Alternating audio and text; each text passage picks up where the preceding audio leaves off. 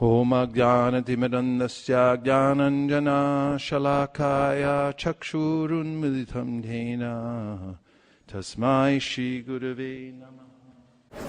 I offer my respectful obeisances to His Divine Grace A.C. Bhaktivedanta Swami Prabhupada and to Srila Kratu Prabhu, my dear God brother. If you can hear me, raise your hand. If you can hear what I just said, raise your hand. If you can understand what I'm saying right now, raise your hand. One person, two people. Do you need translation? No, it's just a mic.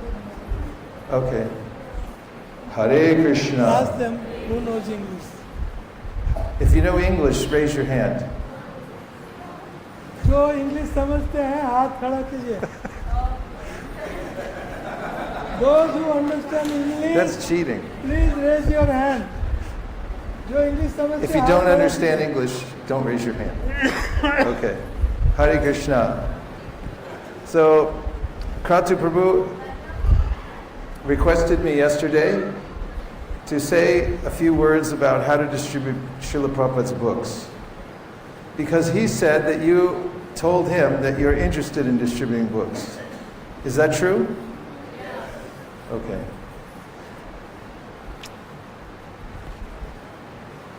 First of all, if somebody has a book, I'd like to see one. You have a book?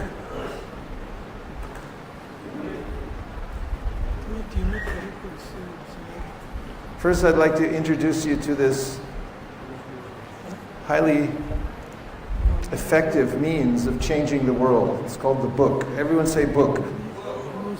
I said everyone say book. Book. Okay, with a little more enthusiasm. What is this? Okay. That's on a scale of 1 to 10, that's about a 2. Try to get to 7. What is this? Correct. So books change the world because they're containers. Inside these containers there are idea seeds.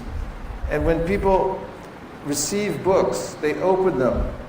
The human mind is capable of absorbing knowledge. That's what makes humans special. But what makes them even more special is they can absorb spiritual knowledge. And actually, books are meant to be agents of change, spiritual change. That's why Srila Vyasadeva wrote the Vedas down. So, even a few hundred years ago, this kind of book was not available. You had to write things down on palm leaves and other kinds of medium in order to have something that you could pass around. But nowadays, because of high technology, we can print tens of thousands of books within 5 minutes. So we are now in possession of millions of copies of Bhagavad-gita. And the purpose of Sri Krishna speaking the Gita at Kurukshetra was not just to enlighten Arjuna, but to enlighten the whole world. In fact, Kaviraj Goswami in the Sri Chaitanya Charitamrita says that just by speaking the Bhagavad Gita to Arjuna, Krishna has saved the whole world. So Srila Prabhupada's mission, as was the mission of the previous acharyas, was to bring to the world the teachings of the Lord. And Srila Bhaktisiddhanta Saraswati Thakur mentioned and wrote in his logo for the Gaudiya Math that the Brihat Madanga is the printing press, the means by which we can write down the transcendental message, we can write down the holy names, and we can take them house to house, business to business, school to school, hand to hand. In the Srimad Bhagavatam, Narada Muni says, Tadvak visargo janataga viplavo yasmin prati shlokam abadya badyapi namanyanantasya shankitani yat shrinvanti gayanti krinanti sadhava. That these literatures are meant to create a revolution in the hearts of people all over the world, re-spiritualize the world. So Srila Bhaktisiddhanta Saraswati Thakur gave this same desire to His Divine Grace A.C. Bhaktivedanta Swami Prabhupada, his disciple at the time, Abhay Charanaravinda. When Abhay Charanaravinda asked his spiritual master, What service can I do?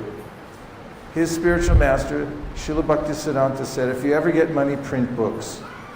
So when Srila Prabhupada came to America, of course, everybody knows, he brought a box of books with him. And it just shows what you can do with one box of books. You can go anywhere and change the environment with these books.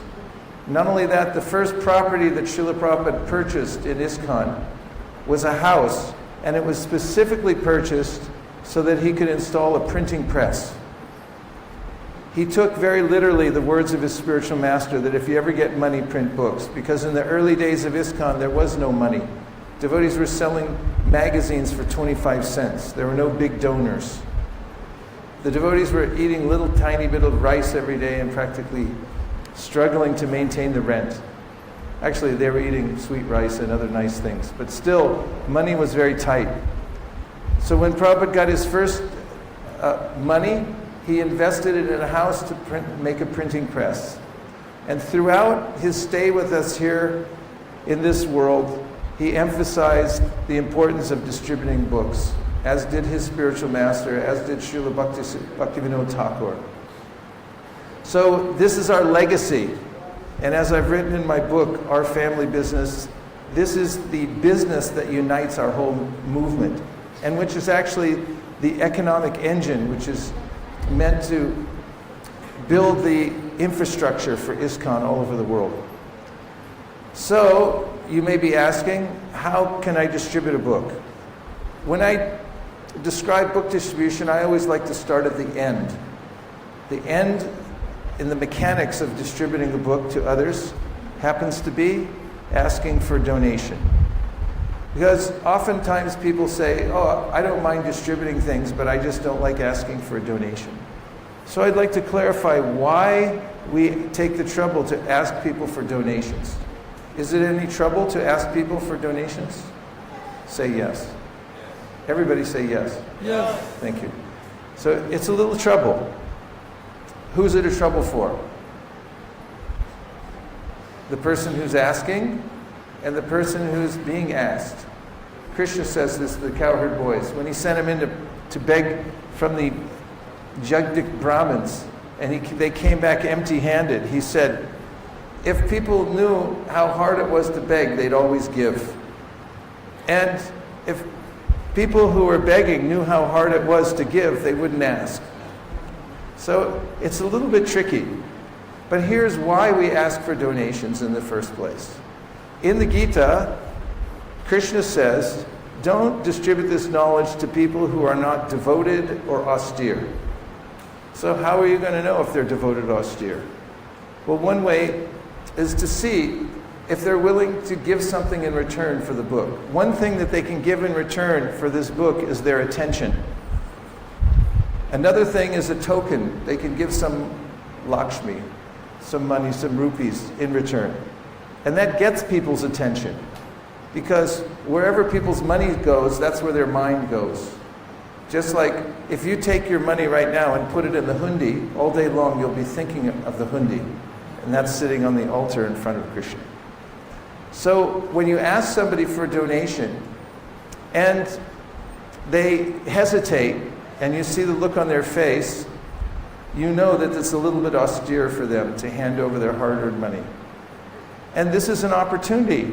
So when I ask anyone for a donation, I tell them the following. I say that we don't sell this book like in a bookstore. We ask for a donation. We don't need the money. The only reason we ask is when you give something in return for spiritual knowledge. It's an ancient tradition. It connects you to the previous teachers who have passed it down over many generations and allows you to enter deeply within the knowledge. In other words, the way I present the prospect of them offering something in return for this beautiful literature, which was painstakingly assembled by devotees, which was written by great acharyas who gave their entire lives to put this into print. When they give something in return, it connects them to those great entities. And it's for them, it's not for us. We're completely detached. We don't need any money. But they have an opportunity to give something and that way complete the circle and be part of it. So the first part I mentioned last. Be comfortable with asking for a donation and present it in a very straightforward way so that people can understand why you're doing this. It's not to make money. It's not for doing any social welfare work. It's so that they can purify themselves so they can appreciate the book. And Prabhupada said as much in his teachings to us about how and why to distribute books. He said, if they give their $10, then they'll walk away and they'll think, what has this nonsense given me? Because I spent my hard-earned money, $10 for this book, and now let me read it. If you simply give things away for free, people hardly appreciate them. For instance, Prabhupada told the story of a boy who goes door to door with prime mangoes and offers them for free. And everyone says, go away. And then he puts a big price on each mango and goes door to door. And people say, oh, this is very valuable. How many can I take? So in a similar way, we create a perceived value by asking people to give something, at least their kind attention, before we release the book into their care, for them to take it out into the world, into their homes, and into their hearts. So before I move to the next section, I'd just like to see if you have any questions about that. Yes?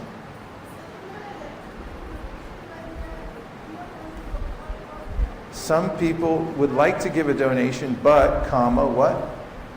They don't like to take book. They don't like to take the book? Yeah, well, you'll find that there are lots of varieties of situations that will arise, and each one can be dealt with individually. For instance, sometimes people say that, I don't have time to read. Then we say, that's all right, you don't have to read this book. You just put it in your house and it'll attract good fortune. You can ask them, where does good fortune come from? Do you know? It doesn't come from working harder, because people sometimes work 2-3 jobs and they still don't get ahead. It comes from the spiritual platform. So I say, in the science of Vastu, every object in this world has its effect on us. And this is a purely spiritual object.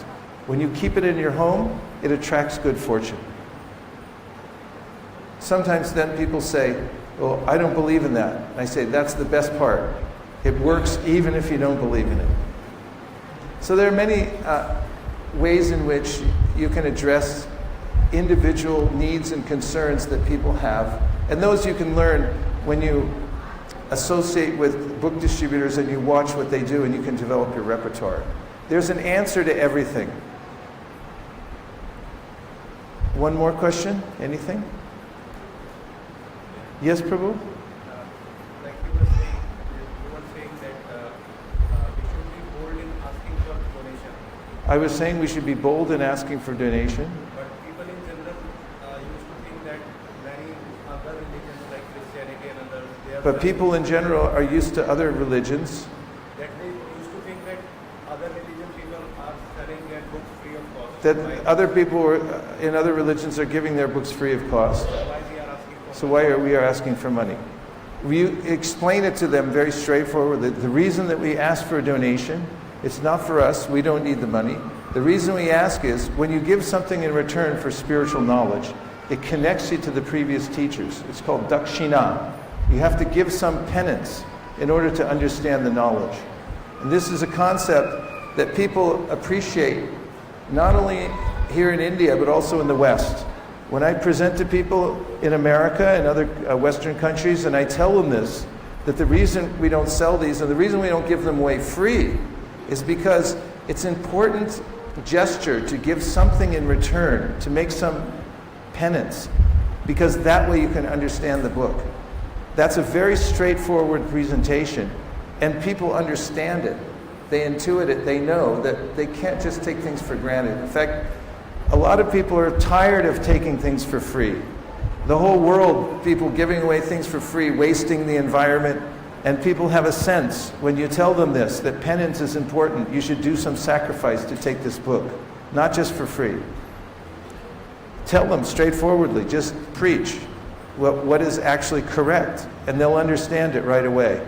and they'll take the book, and they'll give you more donation than they would have before, because it's for a well-reasoned cause that they're giving. Okay?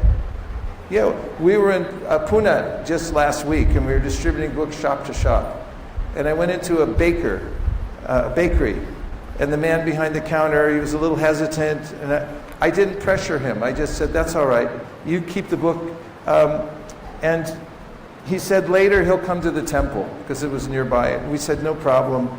And we left, and later on he came and found us. He looked for us, and he wanted to give something, because I had explained to them. He said, I'll do it later.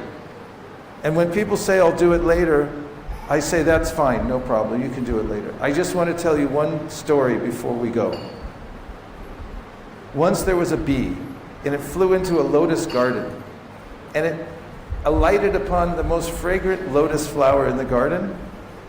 And as evening was approaching, a great rishi walked through the forest, and he advised the bee, you better get out, because the lotus flower is going to close. And the bee said, no, I haven't figured out. Later I'll come out, in the morning when it opens again. The rishi walked away, and he said, be careful, this is dangerous. And that night, the lotus closed, the bee went to sleep, and then a maddened elephant came through the forest, and he scooped up all the lotuses and he ate them, and the bee was vanquished. And then the people say, oh, okay, I'll give now. So, donations are something you can meditate upon for yourself. You realize when you give to Krishna, you grow. Your capacity grows. So understand that for those that you're assisting in Krishna consciousness by going out into the world and meeting face to face and offering transcendental literature, don't deprive them of the opportunity of making some advancement by giving a little something. But also be very gentle with people. Let them give by their free will. You have to chant such good rounds and read so deeply from Prabhupada's books that when people look at you, they'll feel compelled to give something because they see that you're actually detached. You don't need anything. That creates a vacuum that sucks in people's goodwill and also their willingness to contribute. When you're detached, when you don't need anything, but you're doing it for them, asking them to give something in return for their own benefit. Now, I'll tell you 4 laws. These are called the 4 laws of book distribution. What are they called? What's it called? And how many of them are there? How many laws are there? Say 4. Everybody say 4. Okay. So, are you ready to hear the 4 laws of book distribution? I'm not convinced. I'll tell you why. Because why you should be interested in hearing. Because if you follow these 4 laws of book distribution, you'll not only be able to increase your own book distribution by double, triple, quadruple, and more, but you'll also be able to build within your own communities a book distribution empire just by following these 4 laws of book distribution. And if you break any of these 4 laws, then you may not be successful. So how many laws are there? 4. Would you like to hear them? Yes. Okay. So the first law of book distribution is your sadhana must be strong. Please repeat. Yes, because the genesis of our book distribution and our outreach to the people of the world is the taste that we have within our heart. When we have a taste in our heart for hearing the Hare Krishna Mahamantra, for reading Bhagavad-gita, when we read Bhagavad-gita every day, at least 1 chapter, then on our tongues, the tongue will continue to chant it. It'll actually have a sweet taste. When we chant our 16 rounds without stoppage, then we'll feel the tongue wants to continue chanting. The ear will want to hear Bhagavad-gita rather than some mundane sound. And when you start to develop a taste, then you have something to distribute. If you can get 1 molecule of taste from chanting Hare Krishna with full attention and humility, you have enough to inundate. Where are you all from? What state are you from? Where's he from? UP. UP. With 1 molecule of taste for chanting japa, you can inundate all of UP with Krishna Prema. Actually, even with one molecule, it will spread past UP, and it'll go down, and what's the next state down? Madhya?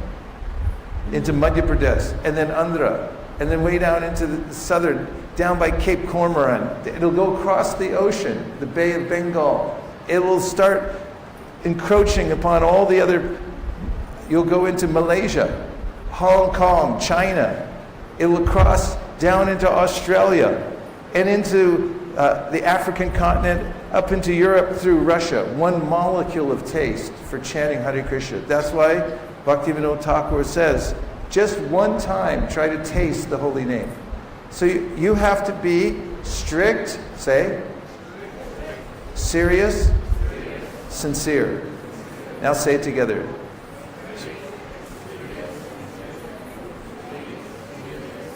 A little louder.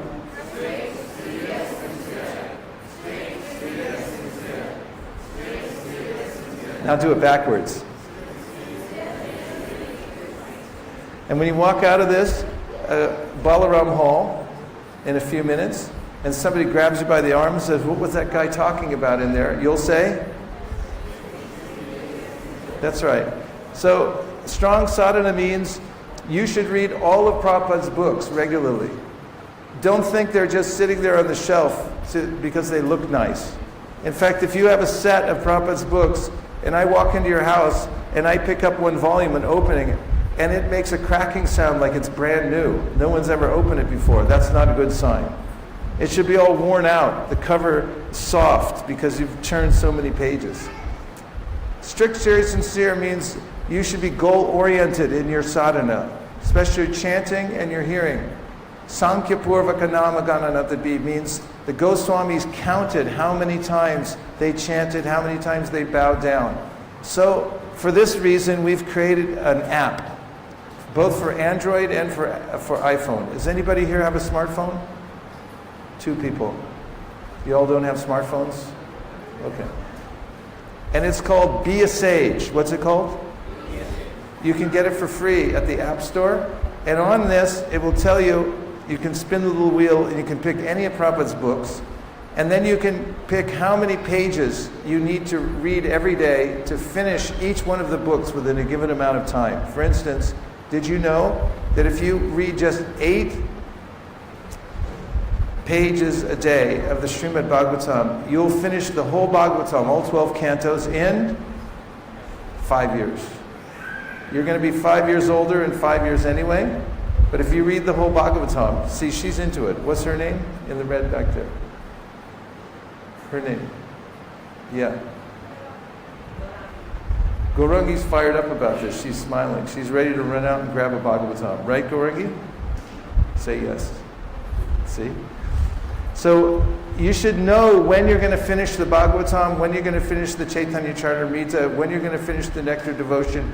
If I wake you up at 1 o'clock in the morning, shake you awake and say, when are you going to finish the Bhagavatam? You'll say, you'll tell me the date. Not just 5 years, you'll say September 1st, 2022, I'll be finished. Because you know exactly you're on track to finish. This is strict, serious, and sincere. There's much more to be said about this, and we've written in our book about book distribution, 1/3 of the book is dedicated to sadhana, because this is where strong book distribution comes from. If you're not reading the Bhagavad-gita every day and appreciating that you're having direct communion with Krishna through his words, then why would you go out and sell it to other people? People will say stupid things to you like, oh yes, I know everything, I know Bhagavad-gita, my mother knows Bhagavad-gita, and you'll say, fine, thanks, and you'll walk away. And you won't. But when you read Bhagavad-gita and appreciate it, then you'll be compelled to give it to other people. Otherwise, you'll sell something else, like soap on a rope, which is a useless item. And so are all other things in this world, unless they're related to Krishna.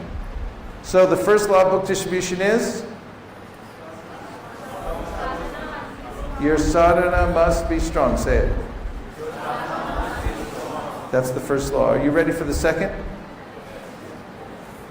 You must get books. Okay? So I want to teach you this one in a military way. When you go into the military and you go into boot camp, how many people have been through boot camp?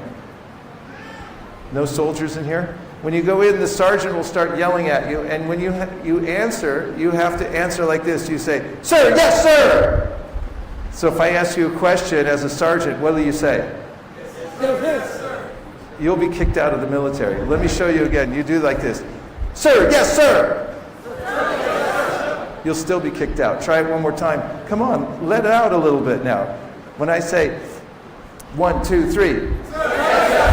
Correct. Now, when I tell you the second law of book distribution, I want you to say it in a military way. Are you ready? You say, "Get books!" Get books! What is the second law of book distribution? Get books! Come on now, work with me. 1, 2, 3. Get books! Now, if you walk out this door after this seminar, somebody grabs you by the arm and says, "What was that guy talking about in there?" You'll say, "Get books!" Correct. So, why? Why do you have to get books for book distribution? Well, we've done studies at major universities all over the world, and after meticulous data, searching through the meticulous data, we found that you can't distribute books that you don't have. This is one of the axiomatic truths. They're thinking of adding it to the laws of thermodynamics. You must have books in order to distribute books. So if you don't have them, don't come crying to me or anybody else that you can't distribute books, because without books, you can't distribute. So if you go anywhere and you have books with you, you have the possibility of distributing books. And where can you get books nowadays? It's pretty difficult to get them, isn't it? Isn't it hard to get a BBT books? It's practically impossible, isn't it? Say no, Vaisesika. It's impossible to get BBT books. Come on, work with me. You say no, Vaisesika. You're wrong. It's impossible to get BPT books anywhere. There, good. She's doing good. Okay. No, that's not correct. It's easy to get books. Is it easy to get books? Say, go like this. It's easy. You can get BBT books anywhere. There's a go down here. It's full of books. There's a person waiting in there just to take your order. You can take them anywhere you go. Can anybody stop you? No, they can't stop you. If you want to take books, you can take books anytime. There's no rule. So in order to distribute books, you have to get them. And there's books in all different languages. There's no impediment to distributing books. You just have to get them. So what's the second law of book distribution? Get books. Okay, now ready for the third one. This one you say twice. You don't have to say it military, but you have to say it twice. The third law of book distribution is, the more you show, the more you sell. Please.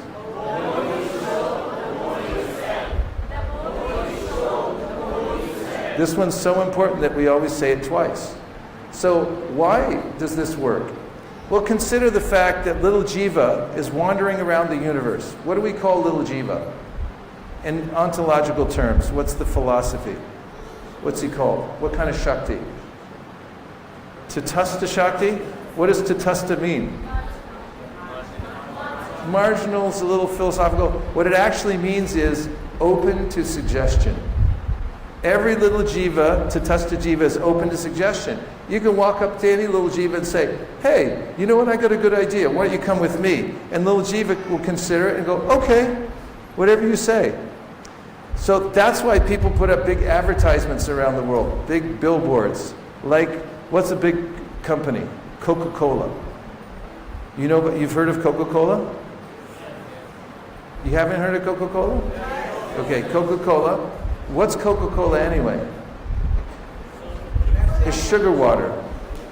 It's sugar water with a little color in it. Who knows what else? We don't know. It's a secret formula.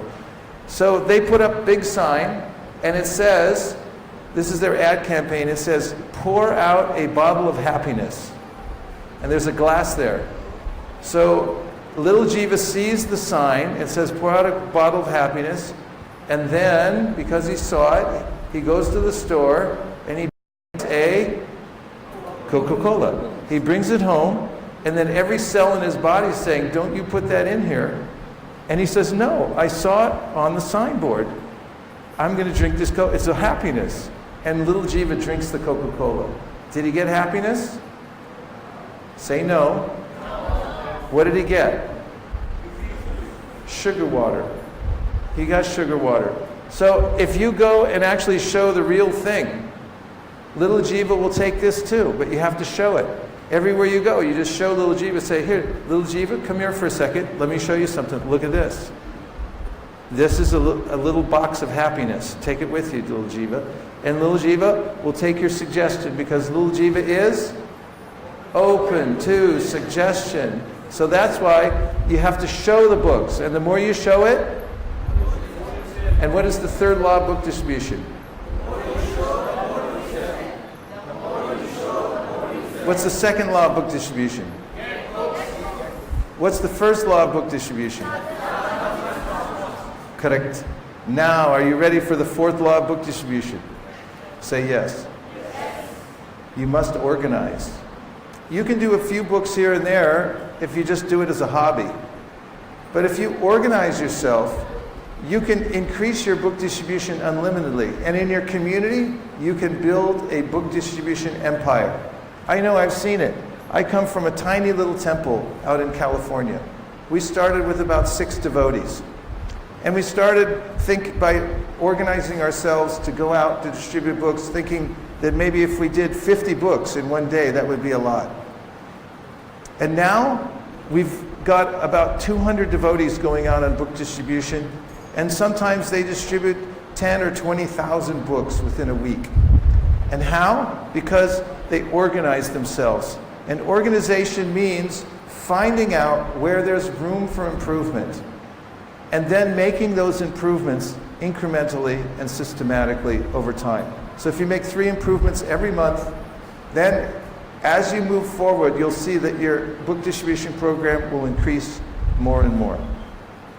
Now, about distributing a book, I'm going to show you I'm going to do a quick drama of how I distribute a book in America, so you know. And then I'm going to tell you how I distribute a book in India, because it's very different. Would you like to see those 2 things really quick? Yeah. Okay. So I need a volunteer to come up here to work with me. Hi. I'm from California. Where are you from? London. London? I love London. Fantastic. Here, I'll show you one too. These are books on yoga and meditation that show you how to get free from stress. You've heard of stress before, right? Yeah. Really, because you don't look stressed. You look very peaceful. In fact, you look spiritual. What's your secret? Meditation. I knew you were into this. He said meditation. Here, I'll show you really quick. Thoreau, Emerson, Gandhi, Dr. Martin Luther King Jr., Albert Einstein, the Beatles, and Tupac Shakur. They all read this book. Can you read this? I'm showing him the Sanskrit. Say no. Yeah. He can't read it. I was just testing you. Actually, it's translated into English, and out of all the translations, this has become the most popular in the universities. You see Georgetown University, USC, and here it is in a nutshell. Now I'm showing them the changing bodies. We start here, we end up here, we're just passing through. You see that? Where are you in all this? About there. Let the record show that he says he's about here. Then I asked him, you've heard of karma, right? Yeah. What does it mean to you? Good luck, bad luck. He said, good luck, bad luck. Whoa, I really like the way you put things. If more people in the world thought like you, it would be a better world to live in. What do you do professionally? Selling incense. You sell incense. Listen, now in the hardback Gita we have, this guy used to sell incense. We don't sell this like in a bookstore. We only ask for donation. We don't need the money. The only reason we ask, it's an ancient tradition. When you give something in return for spiritual knowledge, it connects you to the previous teachers who have passed it down over many generations, and it allows you to enter deeply within the knowledge. Let the record show he just gave me 2,000 rupees. Do you believe in the power of prayer? Yeah. He said, yes. I'm going to teach you a beautiful prayer. It's meant to wake up love for God in your heart. Now, if he says no, then I say, perfect. I'm going to give you a mantra. So we hand him a card, a mantra card. I say, please repeat after me. Hare Krishna. Hare Krishna. Krishna Krishna. Hare Hare. Hare Rama. Hare Rama. Rama Rama. Hare Hare. Now I pull out some prasadam and I hand him. Navini, got a lollipop on you? Okay. I hand him some prasadam and I say, thank you for taking your valuable time. If there are more people like you, it would be a better place to live. Thank you very much. Hare Krishna. Please give him a hand. So, I teach devotees all over the West about a template. This is a simple template. In fact, I have it written down. There's some cards. I have it written down on a card, and you can follow through on this. Tells how to sell a Gita, and everything I just said and the sequence in which I said it is on this card. So there's 10 of them here. You can share them in your yatra, pass them around, and you can now this is something else. This is a different thing. This card will give you a template to work from of how to sell a Bhagavad-gita on its own merit.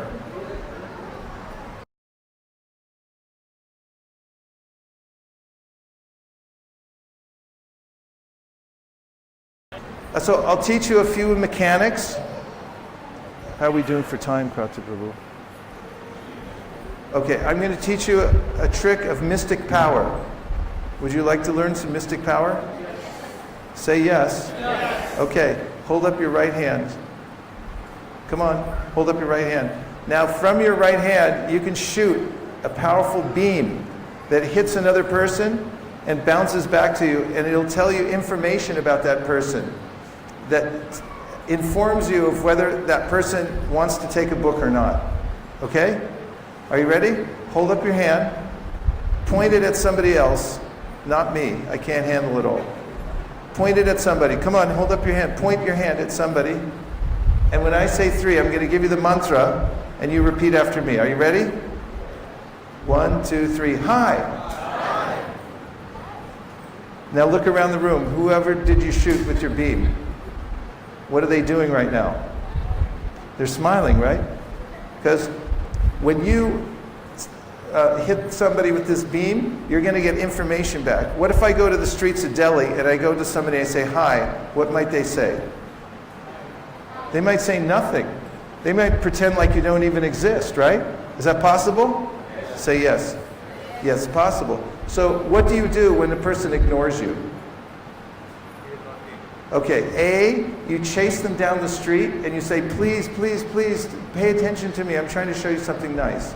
Or B, you just give them good thoughts, good wishes, and you let them go. A, B. Is it A or B? B. You're correct, it's B. So what we're looking for when we go out into the world are the ripe fruits. What are we looking for? Correct. When you go to pick fruits from a tree, what do you look for first? Correct. So, B? Repeat B. You pick B? B means you let them go. If somebody's not interested, they show disinterest, then you let them go and give them good wishes from within your heart. So when you're picking ripe fruits, you look for the ripe fruits. And similarly, when you're looking for people, you look for those who are ripe. They're open. And how to find them? Hi. Just make a gesture, eye contact, and you can see. If they're open to talking to you, they'll smile. They'll have some recognition. If they're not, they'll go like this, or they won't pay attention to you. Let them go. You don't have to pick the unripe fruits, okay? Simple principle, change your life. So, once you make some contact with people, then it's important to qualify them before them handing them a book. So if I just walk up to you and I say, here, you don't know why you're doing it, why I'm doing it, therefore you may reject it. So if you ask a question first, I'm from UP, where are you from? I'm from UP, where are you from? UP. Say UP. UP. You're from UP too? Fantastic. I love UP. Here, this is from UP to UP. It doesn't matter, but you have to get some orientation for people. Ask them a qualifying question so you can pass on this knowledge, put it in their hand. They'll appreciate it. Then when you hand it over, you need a mantra. Tell them what the book's about, what's in it for them. Books on yoga and meditation that shows you how to get free from stress, and you hand the book over. It's right on the card. Then we ask questions, because questions lead the conversation. What do questions do? Whoever's asking questions is leading the conversation. So you have to become a master asker. You have to learn how to use questions. So we ask, you've heard of stress? He says, yes. If he says no, that's fine too. You've heard of stress, right? Say no. No. I could tell you don't look stressed at all. You look very peaceful. In fact, you look spiritual. What's your secret? And we go on from there. The rest is on the template. So you can follow this template and come to the conclusion of offering this to people, and we ask for the donation at the end. Now with Indians, if you walk up and you hand an Indian a Bhagavad-gita, what are they going to say? I know everything. I have books. My mother knows Bhagavad-gita. My grandmother memorized Bhagavad-gita. Why are you handing me a Bhagavad-gita? I'll tell you, a few years ago, on the last Ekadashi in Kartik, we stood in front of the Krishna Balaram Mandir and we sold 1,008 Bhagavad-gitas. And how did we do it? We handed the book to Indians and we said, this is not for you. This is not for you. They were about to say, I know Bhagavad-gita, my mother knows Bhagavad-gita, my grandmother memorized Bhagavad-gita. But this mantra, it short-circuited their whole program. So we're going like this. Here you go. This is not for you. It's not for you. It's not for you. And then we tell them that you already know Bhagavad-gita. Your mother knows Bhagavad-gita. Your grandmother memorized Bhagavad-gita. And they're going like, yeah, you're right. So this is not for you. Oh, it's not for me. Then they can understand and accept it. Say, this is because you already know Bhagavad-gita for you to give to other people. Because you know more about Bhagavad-gita than I do. You should present that to people. Because they're thinking, why is this person telling me anything? I already know everything. So, so if you start in that way, when you're talking to Indians, then you have an opening. The other way in which I approach Indians all over the world is I don't hand them anything. I simply make friends. For instance, if I knock on a door and they open the door, I say, hi, how are you? I'm from a local ISKCON temple, and it's nice to meet you. We're just going all over the city today. We have about 7,000 of us, so you're surrounded. And what we're doing is something that you already know about. You know more about this than I do. But what we're doing is we're translating Bhagavad-gita into many languages. We're starting schools to teach Bhagavad-gita. And we're promoting Bhagavad-gita because, as you know better than I do, the world's problems can only be solved from a spiritual solution. And as you see them appreciating what you're telling them, then you can say, so we're just asking for money. We're collecting donations. Just tell them very straightforwardly, without giving them anything, only telling them what you're doing. They'll be very happy then to go and come back and bring you a donation, because they're happy to help these kinds of things.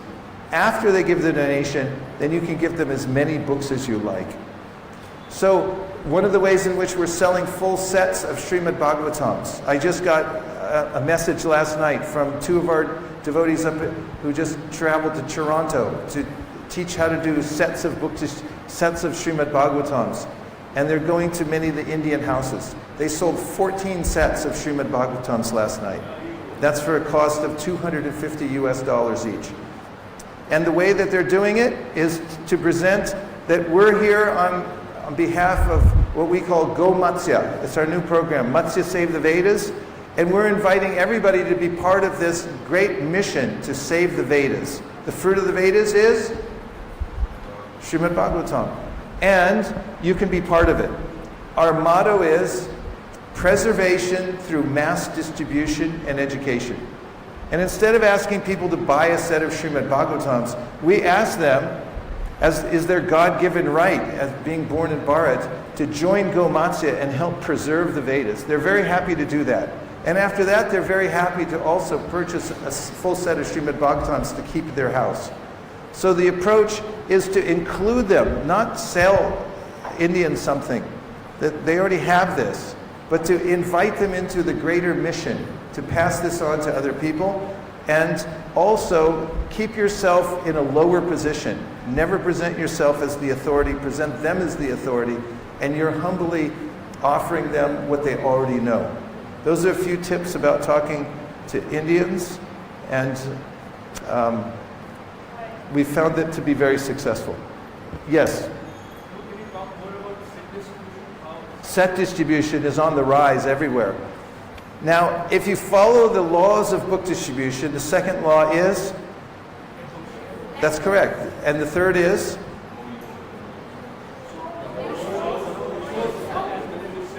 Two times. Say it twice. So if you were going to follow the laws of book distribution in order to sell sets of Bhagavatams, what would you do? First, you would get books. Actually, first you'd read the Srimad Bhagavatam, because that's the first law. Second law is you'd go out and get some Bhagavatams. Third is, so if you show people Bhagavatam, they'll take it. It's simple as that. You just have to keep showing it. I was at a Rath Yatra with Vijay Prabhu, and we were on the beach at Los Angeles, people walking by in their bathing suits. And so he kept showing the Bhagavatam. He'd say, take this Bhagavatam, take the Bhagavatam. And I was thinking, nobody's going to buy it. We're here on the beach. And I turned around for a few minutes, turned back, the Bhagavatam was gone. I said, Vijay, where's the Bhagavatam? He said, I just sold it. It taught me a lesson. Keep showing, keep showing, keep showing. And finally, you'll find there's ripe fruits. They'll just say, Bhagavatam, yeah, I'll take 10 of them. But you have to have it.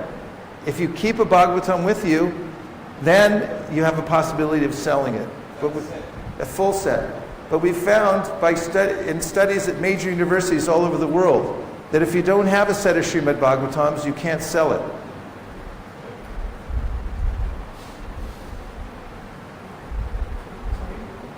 I said we've studied at universities all over the world, double-blind studies, scientific. We found that if you don't have a set of Srimad Bhagavatams to sell, then you can't sell it.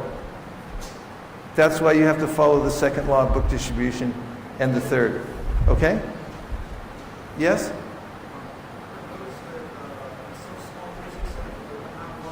In some small preaching centers where they don't have a lot of books,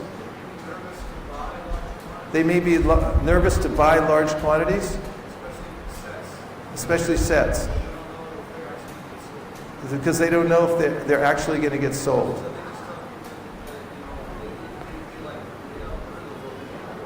So they just have people order the books. Well, nothing ventured, nothing gained. The biggest entrepreneurial successes in the world took great risk. They put themselves on the edge. They mortgaged their house in order to make their product available to the world. So if you want to hold back and just be a little timid, then maybe you'll inch forward a little bit, and that's fine. There's no problem of going very slow in life. But if you want to actually hit a 6, is that what they say? Is it in cricket? You have to take a big swing. So there's no harm in ordering books. They'll always sell. You can have faith in that, and incrementally you can try it. Take a risk. Yes, Prabhu?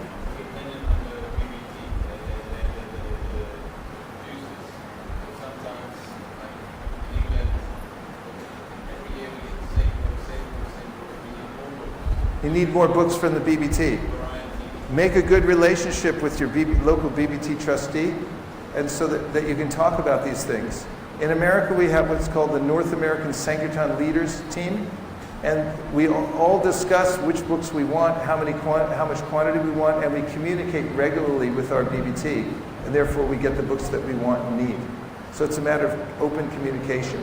Lots of people just come up to the BBT and say, we should have this or that. They just say it on the fly, so they don't take it very seriously because they have to print large quantities. So it has to be done in a systematic way. So we'll just take 2 more because you all have other programs to go to. Yes?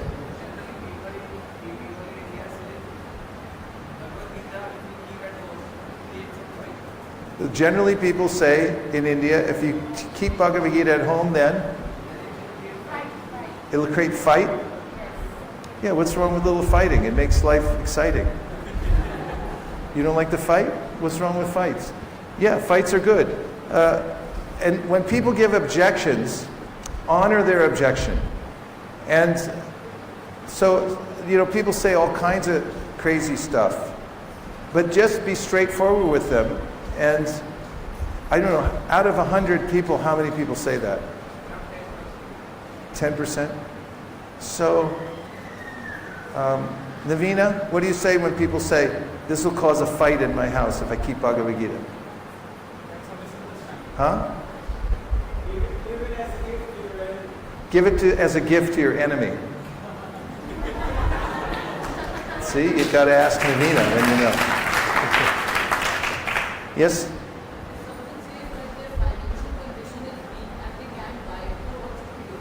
If somebody says their financial condition is weak and they can't buy it, what should we do? Well, first of all, it's not true. People who say their financial condition is not weak have plenty of money. Oftentimes we find the poorest people are happy to give. We even find that beggars will give, and they should, because we can even beg from beggars. But people say this as a natural reaction to being asked for something, as a defensive mechanism. We say, so donation, and then people, just like when you go to the doctor and they test your reflex and they hit your knee, it goes like this, right?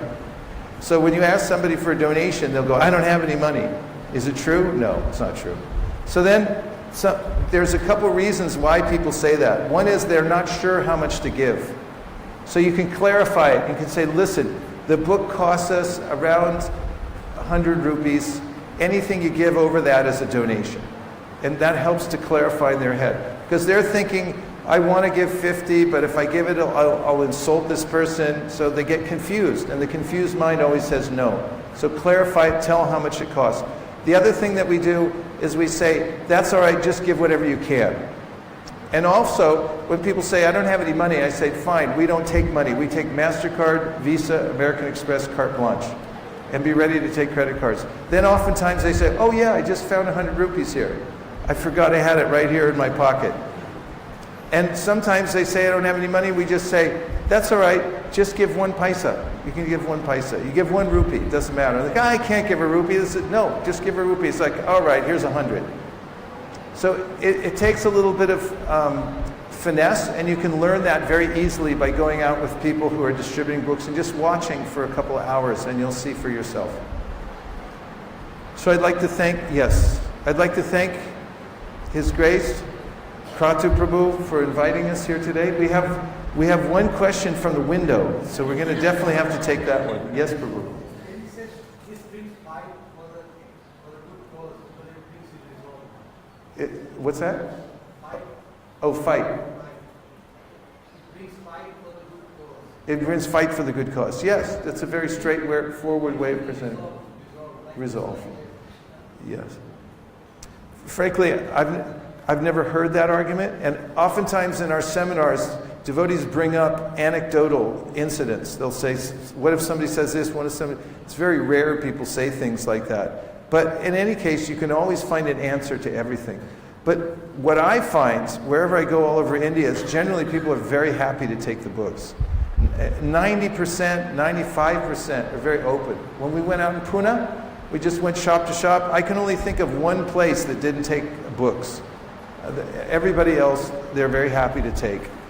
And if you just practice going out, meeting people, and leaving everybody with a good impression, whether they take a book or don't take a book, that's not the concern. The main point is, make friends with people, make them feel special, leave them with a good impression. You'll be happy wherever you go, you'll sell tons of books, and they'll go home with a transcendental treasure to keep the rest of their lives. And the very last point, make it good.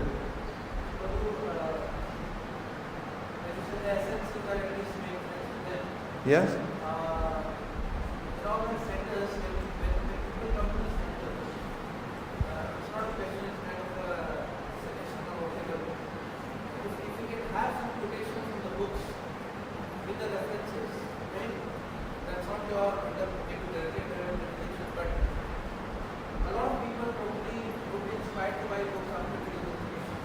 Please do that. Organize that project. What? That's not under my religion. No, we're appointing you to take charge of that project to make sure there's quotations everywhere.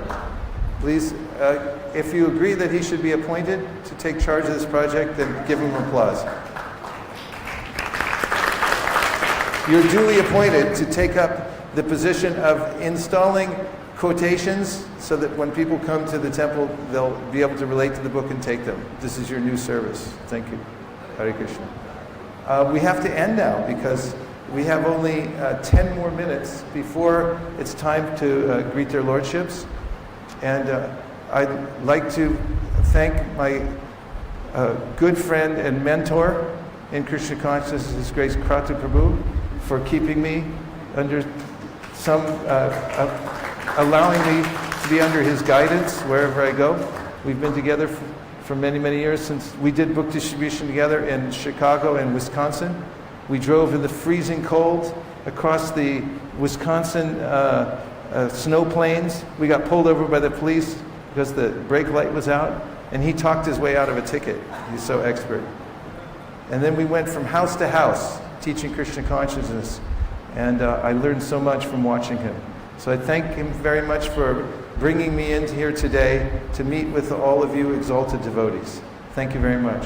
Gaur Premanande, Nitai Gauda Haribo, Haribo, Haribo, Nitai Gauda Haribo, Nitai Gauda Haribo, Haribo, Haribo, Nitai Gauda Haribo.